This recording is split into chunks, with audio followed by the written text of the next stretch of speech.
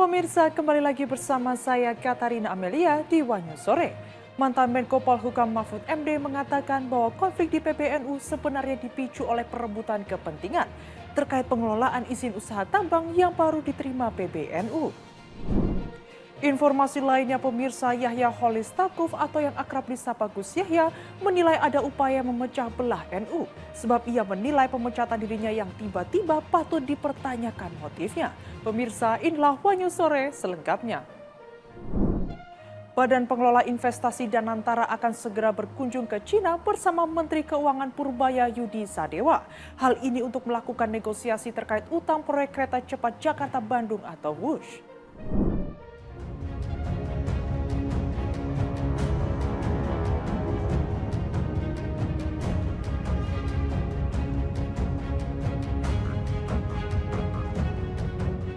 Badan Pengelola Investasi atau BPI Danantara akan segera berkunjung ke Cina bersama Menteri Keuangan Purbaya Yudi Sadewa.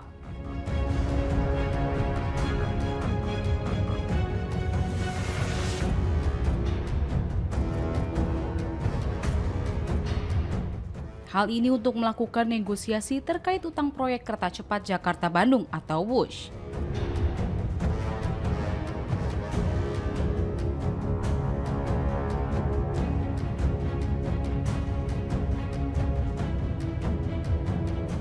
CEO Danantara Rosan Ruslani mengatakan, Danantara terus melakukan komunikasi dengan Menteri Keuangan membahas rencana tersebut untuk dimatangkan.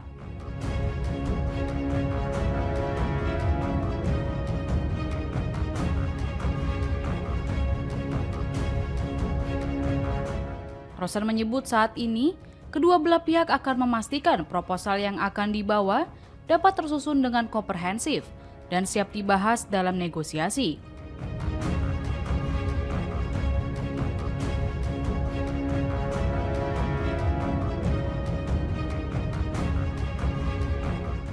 Perencanaan kunjungan tersebut, kata dia, Danantara akan mengirim tim terlebih dahulu. Selanjutnya akan dilanjutkan oleh dirinya bersama pemerintah.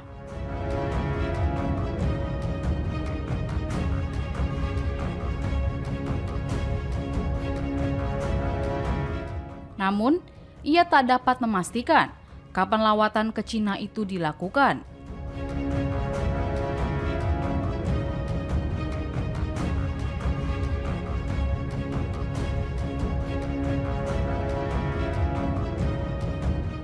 Menanggapi hal itu, Menteri Keuangan Purbaya Yudi Sadewa mengaku belum tahu akan diajak ke Cina atau tidak untuk negosiasi utang kereta cepat WUSH.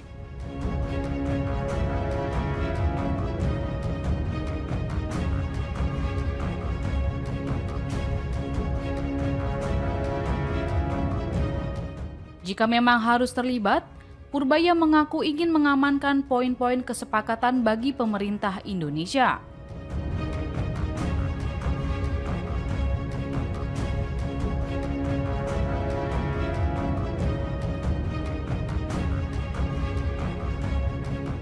Ia juga mengaku sudah tahu ajakan dari Rosan yang ingin membawanya terbang ke Cina.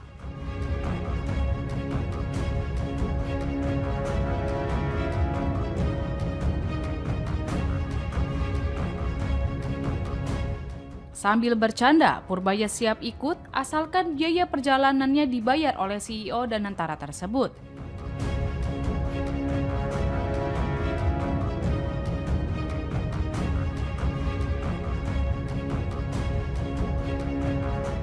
Lebih lanjut saat ditanyakan apakah APBN akan terlibat dalam penyelesaian utang WUSH, ia mengaku belum tahu.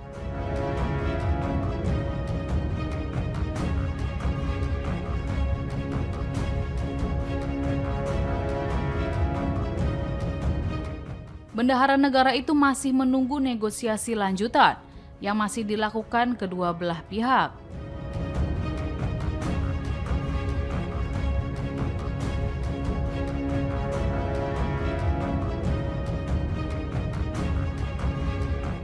Terkait peluang operasional kereta cepat Jakarta-Bandung disubsidi dengan skema Public Service Obligation dari pemerintah, Purbaya menyerahkan soal itu ke Danantara.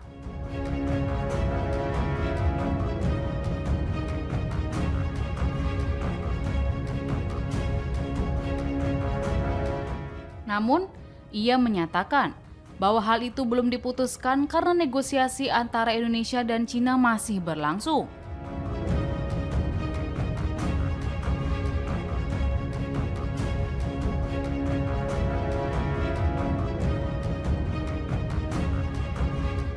Adapun soal rencana yang menggunakan dana sitaan dari para koruptor untuk membayar utang Wush, Purbaya mengatakan hal ini masih didiskusikan.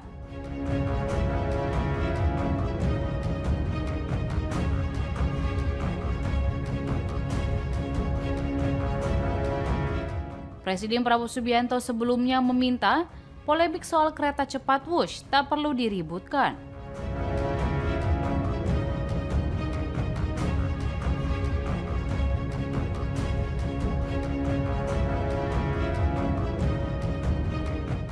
Dia menegaskan akan bertanggung jawab penuh pada proyek warisan Presiden ke-7 RI Joko Widodo atau Jokowi tersebut.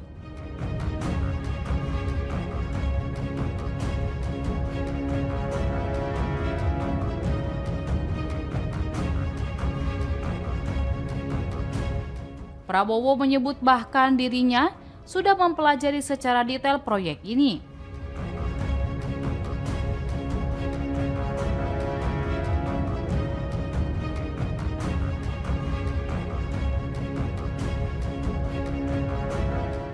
Untuk itu ia menegaskan proyek kereta cepat Wush tidak ada masalah dan tak perlu diributkan.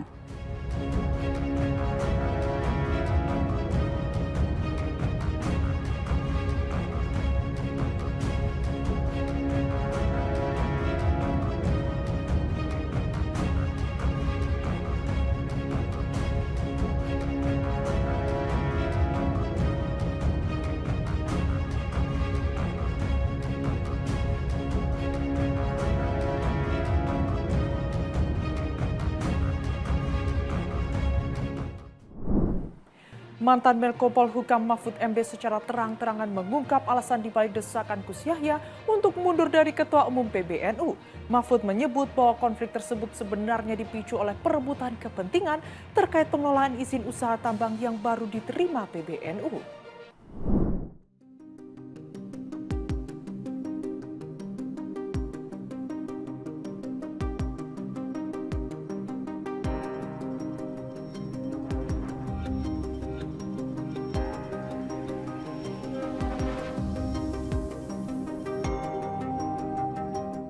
Polemik internal pengurus besar Nahdlatul Ulama atau PBNU yang belakangan memuncak hingga menyeret desakan agar Kiai Haji Yahya Khalil Stakuf atau Gus Yahya mundur dari kursi Ketua Umum.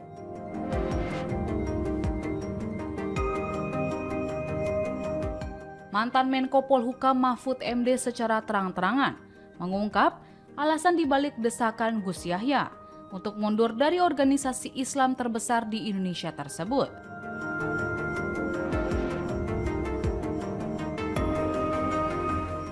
Mahfud menyebut bahwa konflik tersebut sebenarnya dipicu oleh perebutan kepentingan terkait pengelolaan izin usaha tambang yang baru diterima PBNU.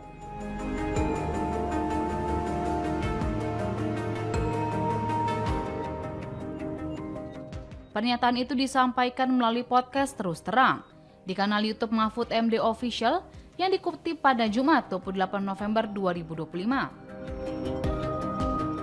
Mahfud menegaskan tidak ingin memihak kubu manapun. Namun ia menyebut akar persoalan sudah sangat jelas. Ia mengaku mengetahui persoalan itu setelah mendapatkan informasi dari pihak internal di PBNU. Bahkan Mahfud yang mengaku merupakan NU kultural merasa malu setelah mengetahui konflik yang berujung pemakzulan Gus Yahya dari Ketum PBNU. Menurutnya, gejolak internal NU juga ada kaitannya dengan konflik soal tambang, di mana NU menjadi ormas keagamaan yang mendapat jatah mengelola industri yang mengambil mineral atau bahan galian lain untuk keperluan manusia itu.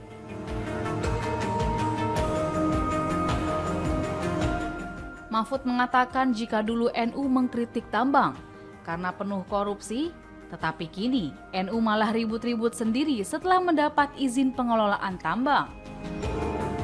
sehingga ia menilai konflik dalam NU harus segera diselesaikan, kalau perlu lewat jalur damai atau islah.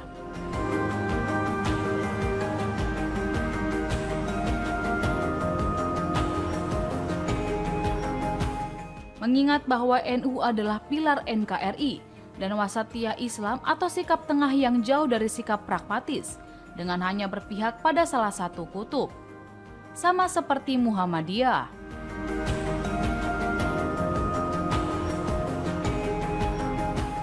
Diberitakan sebelumnya, gonjang-ganjing bermula dari munculnya isu Kiai Haji Yahya Khalil Stakuf alias Gus Yahya diminta mundur dari jabatan Ketua Umum PBNU.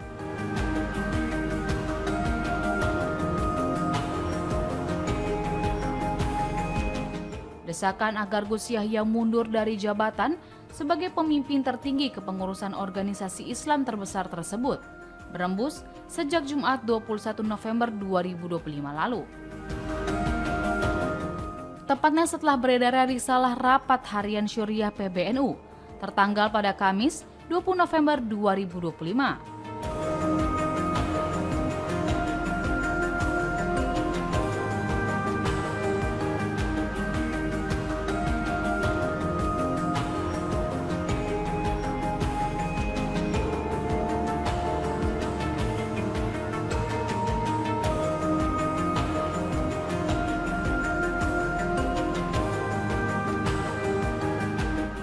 Risalah tersebut ditandatangani langsung oleh Ketua Dewan Syuro PBNU Kiai Haji Miftahul Ahyar selaku pemimpin rapat.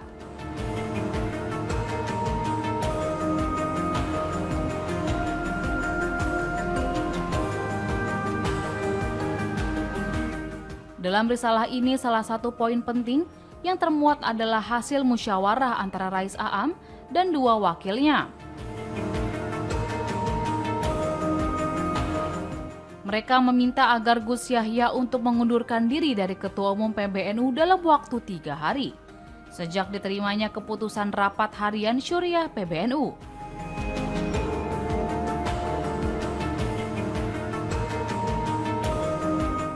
Apabila dalam waktu 3 hari tidak juga mengundurkan diri, maka Gus Yahya akan diberhentikan secara resmi oleh rapat harian Syuriah PBNU.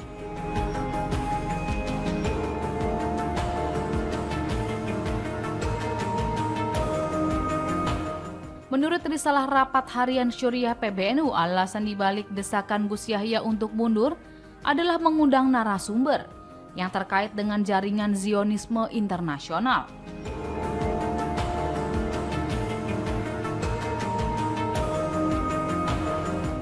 Gus Yahya disebut mengundang Zionisme dalam Akademi Kepemimpinan Nasional Nahdlatul Ulama, serta dugaan masalah tata kelola keuangan organisasi.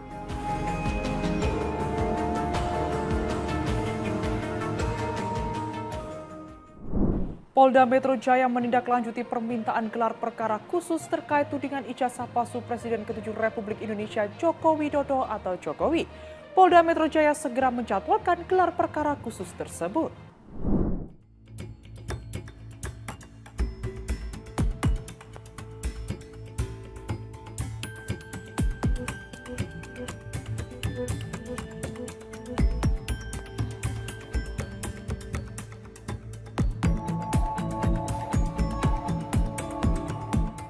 Polda Metro Jaya menindaklanjuti permintaan gelar perkara khusus terkait tudingan ijazah palsu Presiden ke-7 Joko Widodo atau Jokowi.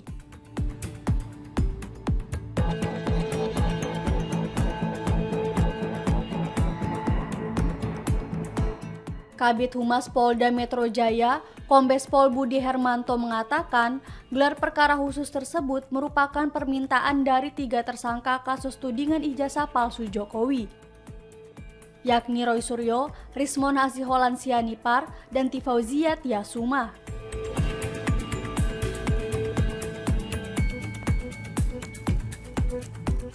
Setelah dilakukan gelar perkara khusus, pihak kepolisian akan melakukan pemeriksaan saksi ahli yang diajukan oleh 3 tersangka dan kemudian memeriksa 5 tersangka lain.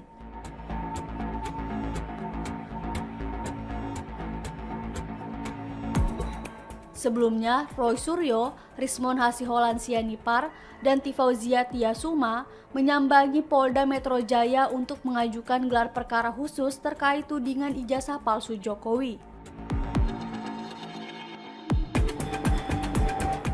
Roy Suryo mengatakan, langkah itu dilakukan agar kasus tersebut terang benderang dan diketahui oleh masyarakat.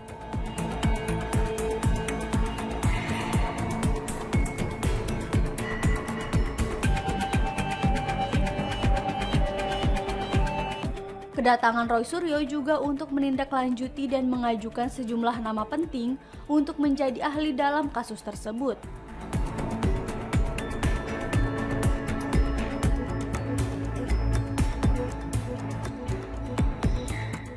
Roy Suryo mengungkapkan ahli yang diajukan yakni ahli teknologi informasi, ahli linguistik, ahli bahasa, ahli hukum pidana, atau orang-orang yang mengerti undang-undang.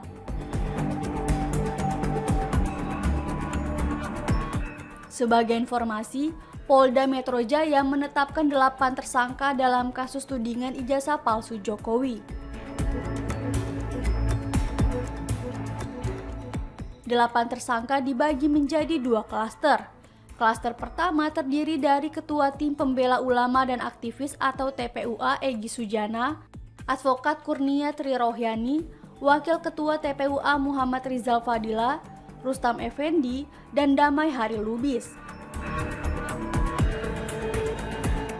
Tersangka klaster pertama dikenakan pasal 310, pasal 311, pasal 160 KUHP, pasal 27A junto pasal 45 ayat 4, pasal 28 ayat 2, junto pasal 45A ayat 2 Undang-Undang Nomor 1 Tahun 2025 tentang ITE.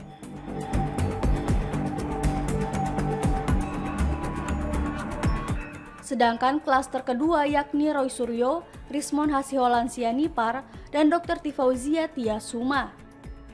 Ketiganya dikenakan pasal 310, pasal 311 KUHP, pasal 32 ayat 1 junto pasal 48 ayat 1, pasal 35 junto pasal 51 ayat 1, pasal 27A junto pasal 45 ayat 4, pasal 28 ayat 2, junto pasal 45A ayat 2 Undang-Undang ITE.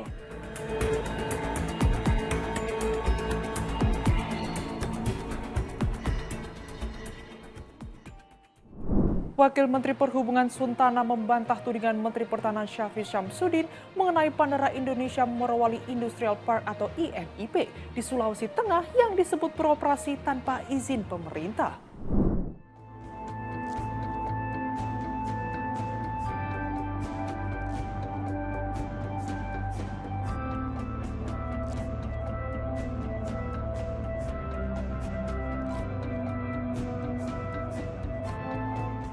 Wakil Menteri Perhubungan Suntana menanggapi tudingan Menteri Pertahanan Syafri Syamsuddin mengenai status Bandara Indonesia Morowali Industrial Park atau IMIP di Sulawesi Tengah yang disebut beroperasi tanpa izin pemerintah.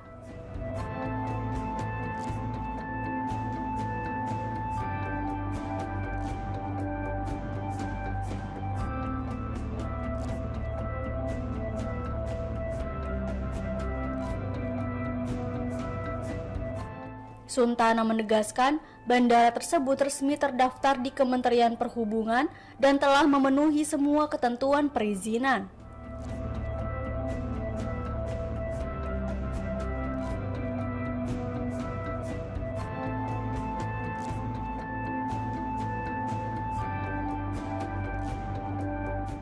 Ia mengatakan pengawasan bandara tersebut tetap berjalan dan sistem kontrol operasional dijalankan sesuai prosedur.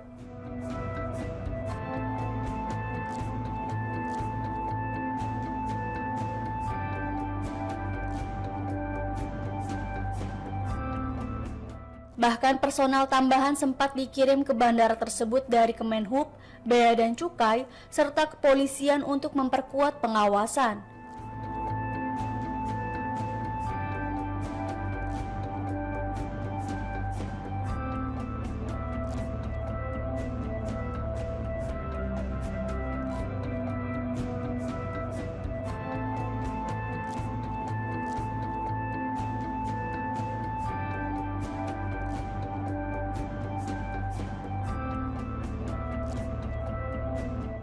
Sebelumnya, Bandara IMIP menjadi sorotan setelah Menteri Pertahanan Syafri Samsudin menyampaikan kritik saat meninjau fasilitas penerbangan di kawasan pertambangan Morowali, Sulawesi Tengah pada Kamis 20 November.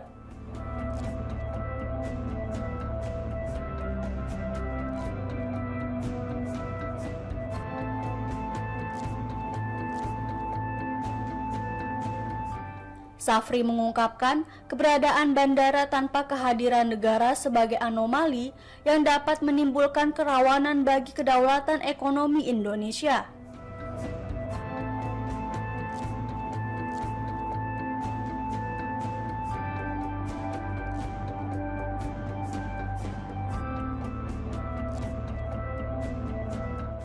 Dalam kesempatan itu, Syafri juga menekankan perlunya deregulasi dan peningkatan pembangunan kekuatan pertahanan di titik-titik krusial nasional.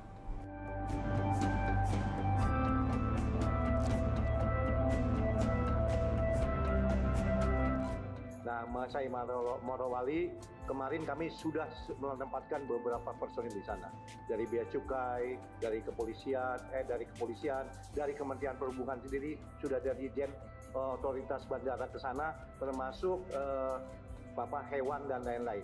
Jadi kami sudah turun ke sana. Terdaftar, nggak mungkin bandara itu tidak terdaftar. Terhadap bandara yang tidak memiliki perangkat negara yang bertugas di dalam bandara tersebut. Ini merupakan hal yang anomali di dalam negara Kesatuan Republik Indonesia yang kita harus menegakkan regulasi, tapi ternyata masih terdapat celah-celah yang merupakan kerawanan terhadap kedaulatan ekonomi, bahkan juga bisa berpengaruh kepada stabilitas nasional.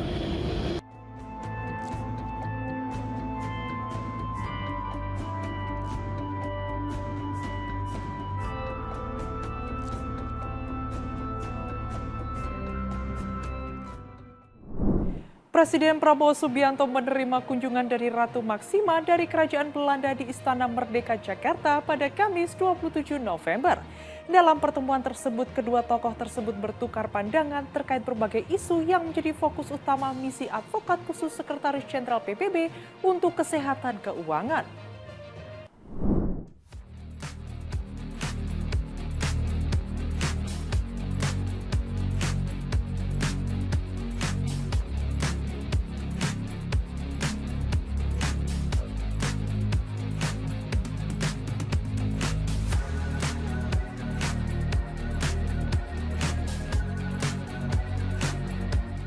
Presiden Prabowo Subianto menerima kunjungan Ratu Maksima dari Kerajaan Belanda di Istana Merdeka Jakarta pada Kamis 27 November. Ratu Maksima tiba di Istana Merdeka Jakarta Pusat sekitar pukul 12 waktu Indonesia Barat. Kedatangan Ratu Maksima disambut langsung oleh Presiden Prabowo Subianto. Presiden Prabowo yang mengenakan setelan jas berwarna abu-abu dan berpeci hitam terlihat menyambut Ratu Maksima dari dalam mobil. Dan memperkenalkan pejabat Kabinet Merah Putih yang hadir, yakni Sekretaris Kabinet Letkol Teddy Indrawijaya, Menteri Koordinator Bidang Perekonomian Airlangga Hartarto, Menteri Sekretaris Negara Prasetyo Hadi, Menteri Luar Negeri Sugiono, Menteri Pariwisata Widiantati Putriwardana, dan Wakil Menteri Dalam Negeri Ripka Haluk.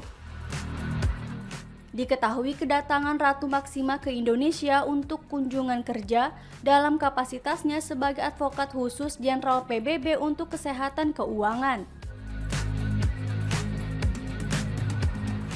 Ia berfokus pada isu inklusi keuangan dan penguatan ketahanan finansial masyarakat. Usai perkenalan delegasi, Presiden Prabowo dan Ratu Maksima melakukan pertemuan 4 mata di ruang kerja Presiden Prabowo. Kedua tokoh tersebut bertukar pandangan mengenai berbagai isu yang menjadi fokus utama misi advokat khusus Jenderal PBB untuk kesehatan keuangan. Setelah pertemuan tersebut, agenda dilanjutkan dengan pertemuan bilateral dalam format working lunch bersama delegasi masing-masing. Pertemuan itu digelar di ruang oval di Istana Merdeka dan membahas peluang kolaborasi strategis dalam memajukan ekosistem inklusi keuangan yang berkelanjutan.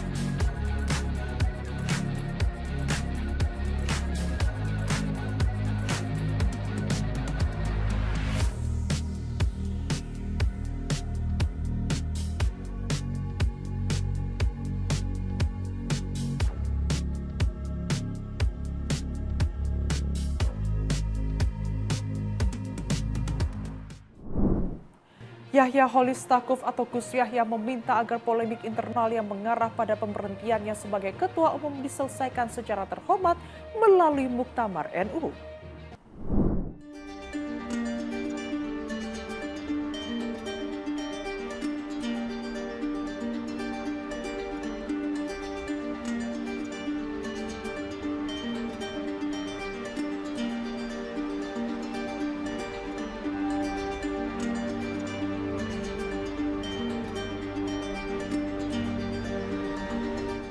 Ketua PBNU Yahya Holidstakuf atau Gus Yahya meminta agar polemik internal yang mengarah pada pemberhentiannya sebagai Ketua Umum diselesaikan secara terhormat melalui Muktamar NU.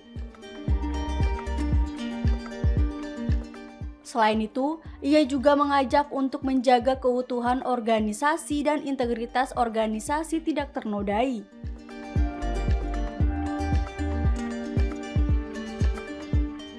Seruan tersebut disampaikan di tengah beredarnya surat edaran yang menyatakan dirinya tidak lagi menjabat sebagai Ketua Umum PBNU. Gus Yahya mengakui jika selama memimpin PBNU tentu ada kesalahan, dan hal itu merupakan hal yang lumrah dalam organisasi besar manapun. Ia menegaskan bahwa tidak ada pemimpin yang sempurna. Namun penyelesaian masalah organisasi tetap harus dilalui melalui mekanisme yang sah dan bermartabat.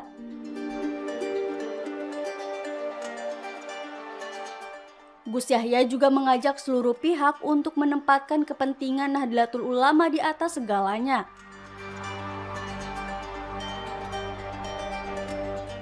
Dalam kesempatan itu, Gus Yahya mengungkap kecurigaannya terkait adanya upaya memecah belah NU. Sebab ia menilai pemecatan dirinya yang tiba-tiba patut dipertanyakan motifnya. Gus Yahya menyebut publik bisa menilai sendiri kenapa sebuah keputusan yang begitu besar muncul tanpa latar situasi yang jelas. Sebelumnya beredar surat edaran yang menyatakan bahwa Gus Yahya sudah tidak lagi berstatus Ketua Umum PBNU mulai 26 November 2025. Dengan keputusan tersebut, ia tidak lagi memiliki wewenang menggunakan atribut, fasilitas, dan hal-hal lain yang melekat pada jabatan Ketua Umum PBNU. Sementara itu, Gus Yahya mengatakan surat yang menyebut dirinya tak lagi menjabat sebagai Ketua Umum PBNU tidak sah. Gus Yahya mengungkapkan surat tersebut tidak mendapatkan stempel digital dan nomor surat tidak tercantum dalam tautan yang terdapat di surat tersebut. Sehingga surat itu tidak memenuhi ketentuan dan tidak mungkin bisa digunakan sebagai dokumen resmi.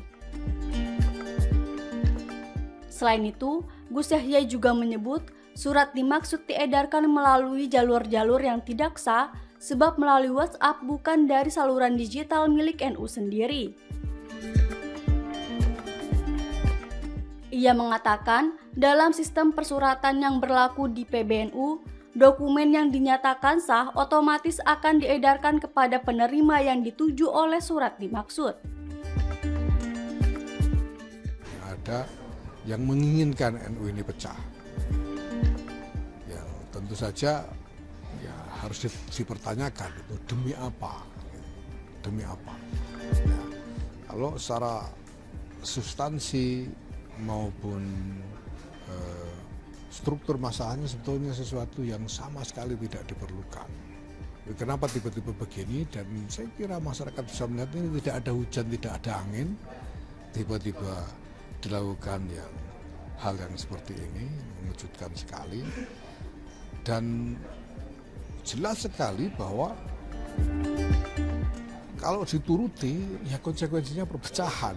Kalau dituruti itu, nah siapa sih yang ingin NU pecah ini? Kepentingannya siapa, demi apa? Nah ini yang sedang kita pertanyakan. Maka saya sebagai Ketua Umum juga menghimbau kepada seluruh jajaran NU, termasuk mohon kepada Rais Am, Kiai Miftahul Akhyar untuk memikirkan dengan lebih dalam soal ini. Mari kita jaga keutuhan NU ini, kita jaga integritas organisasi. Saya tahu bahwa sebagai Ketua Umum jelas saya juga melakukan kesalahan-kesalahan. Nah, kesalahan-kesalahan itu mari kita selesaikan. Orang nggak ada yang sempurna. Ya. Mari kita selesaikan dengan sebaik-baiknya apapun masalahnya. Dan kalaupun masih ada yang tidak terselesaikan, mari kita selesaikan melalui muktamar sehingga keutuhan organisasi terjaga. Seekor anak kambing yang lahir pada Kamis pagi kemarin membuat geger warga desa Temuguruh, Kabupaten Banyuwangi, Jawa Timur. Kambing berjenis kelamin betina ini lahir dengan mata satu tanpa memiliki hidung dan mulut.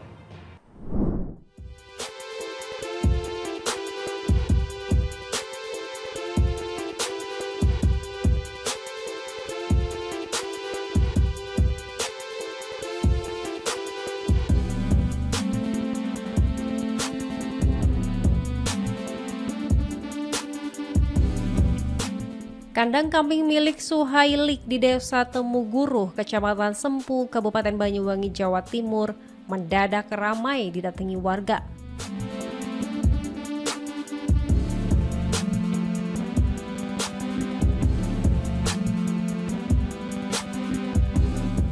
Mereka penasaran setelah seekor anak kambing yang lahir pada Kamis pagi kemarin memiliki keanehan fisik.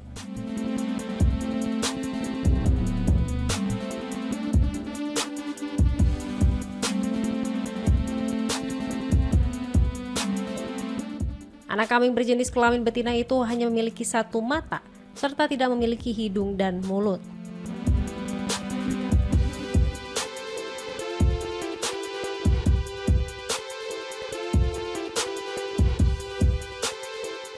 Bagian atas mulutnya juga sangat pendek, sehingga untuk minum susu harus dibantu menggunakan dot bayi.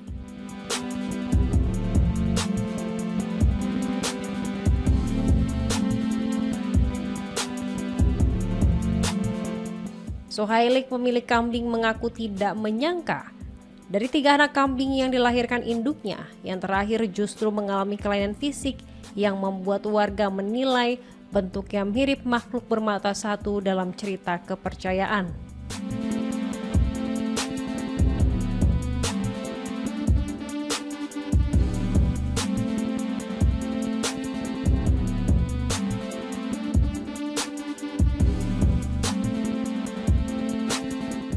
Keanehan itu cepat menyebar, sehingga banyak warga berdatangan hanya untuk melihat kondisi kambing tersebut.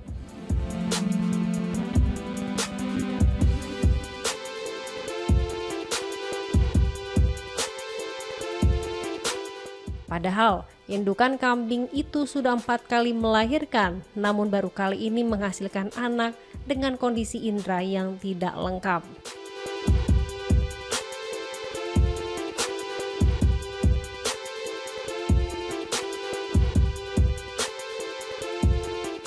Suhailik pun memilih merawat anak kambing itu sendiri dan bahkan menunda bekerja ke sawah karena merasa kasihan.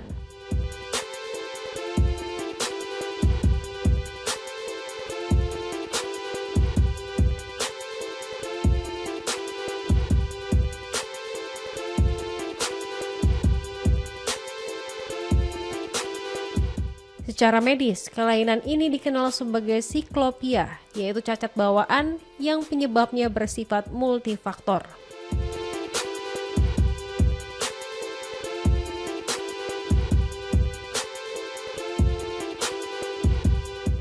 Salah satu faktor yang diduga memicu kelainan tersebut adalah konsumsi rumput yang mengandung racun yang dapat mempengaruhi gen pada hewan.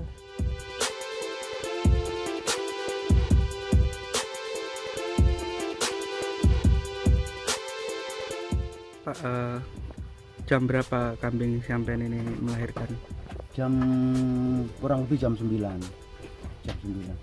Waktu melahirkan seperti apa kondisinya, Pak? Kondisinya sehat semua. Ada berapa berapa kambing yang lahir waktu itu? Waktu itu tiga sama yang mata satu ini. Keanehannya apa, Pak, yang satu itu? Ya aneh, Pak. Aneh. Seperti apa anehnya? Kan matanya cuma satu. Saya kira itu baturnya itu saya lihat kok bungkus. Saya kira baturnya saya tarik pelan-pelan. Habis itu kok saya buka seperti itu. Saya tuh terkejut, hampir jingkat gitu loh saya. Kalau untuk mulutnya seperti apa? Mulutnya kurang Pak, mulutnya seperti cakil lah. Terus untuk matanya emang 2 atau emang ada 1, Pak, atau jadi 1 atau seperti apa? Itu matanya 2 tapi jadi 1, nempel gitu. Bola matanya 2. Untuk selama kehamilannya kambing itu apakah ada keanehan, Pak? Enggak ada, sehat, enggak ada. Kalau untuk pakannya seperti apa? Makannya rumput, enggak pernah keracunan, sehat. Oke.